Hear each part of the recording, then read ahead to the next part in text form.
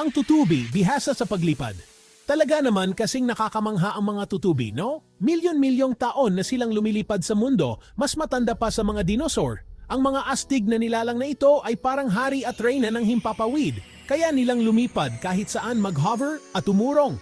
Ang sikreto nila, ang kanilang mga pakpak. Hindi lang maganda ang pakpak ng tutubi, malalakas at mahusay din ang mga ito.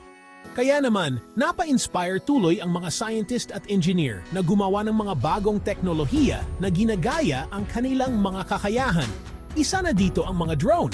Ang mga drone ay parang maliliit na eroplano na walang piloto at palaki ng palaki ang gamit dito. Ginagamit sila sa halos lahat ng bagay, mula sa pagkuha ng litrato at video hanggang sa pagbabantay at paghahatid ng mga gamit. Pero alam mo ba na ang disenyo at paggana ng mga modernong drone ay hango sa husay ng mga tutubi sa paglipad?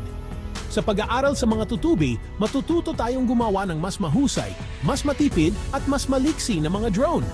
Alamin natin kung paano nagbibigay inspirasyon ang mga insektong ito sa hinaharap ng paglipad. May 4 na pakpak ang tutubi, 2 sa bawat gilid ng katawan nila. Ang disenyo na ito na maraming pakpak ay kakaiba sa mundo ng mga insekto. Dahil dito, nakalilipad sila ng napakabilis at napakasekreto, kaya nilang baguhin ang anggulo at bilis ng bawat pak ng magkahiwalay. Kaya naman, napakagaling nilang kumontrol sa kanilang paggalaw.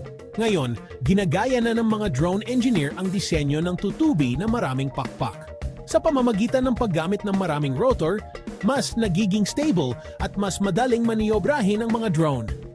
Malaking tulong ito, lalo na sa mga drone na kailangang lumipad sa mga masisikip na lugar o sa mga lugar na maraming balakid. Isipin mo ang isang tutubi na lumilipad sa gitna ng kagubatan, sumusuwat-suwat sa mga puno. Ganito kaliksi ang maaring magawa ng mga drone na maraming pakpak. Sa pag-inspeksyon ng mga tulay para sa mga sira o sa paghahatid ng mga pakete sa mga lungsod, ang disenyo ng tutubi na maraming pakpak ay nagbibigay inspirasyon sa isang bagong henerasyon ng mga drone na napakadaling maniobrahin. Hindi lang basta pataas pababa ang pagaspas ng pakpak ng tutubi. Pinaiikot din nila ang kanilang mga pakpak sa bawat pagaspas. Dahil dito, lumilikha sila ng maliliit na ipoypo na tinatawag na vortices.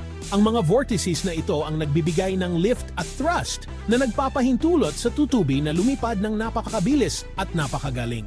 Pinag-aaralan ng mga scientist kung paano nalilikha ng mga tutubi ang mga vortices na ito. Ginagamit nila ang kaalamang ito para bumuo ng mga bagong uri ng sistema ng pagpaandar ng drone. Ginagaya ng mga sistemang ito ang pag-aspas ng pakpak ng tutubi. Maari itong humantong sa mga drone na mas matipid, mas tahimik, at mas matagal lumipad.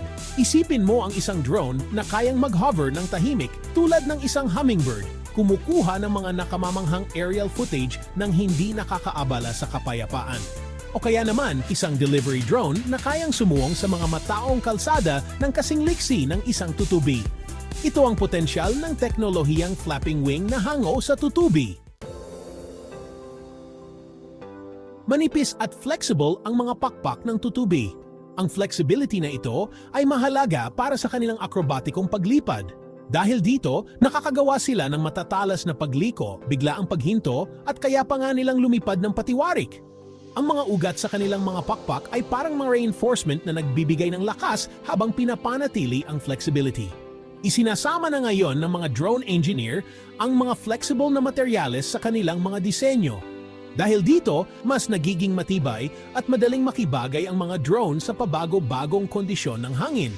Ang mga flexible na pakpak ay maaari ding magbago ng hugis habang lumilipad na nagpapahusay sa kahusayan at kakayahang magmaniobra. Isipin mo ang isang drone na kayang makayanan ang malalakas na hangin. Madaling nag-a-adjust ang hugis ng pakpak nito para mapanatili ang stability. Ito ang bentahe ng pagsasama ng flexibility sa disenyo ng drone hango sa kahangahangang tibay ng pakpak ng tutubi.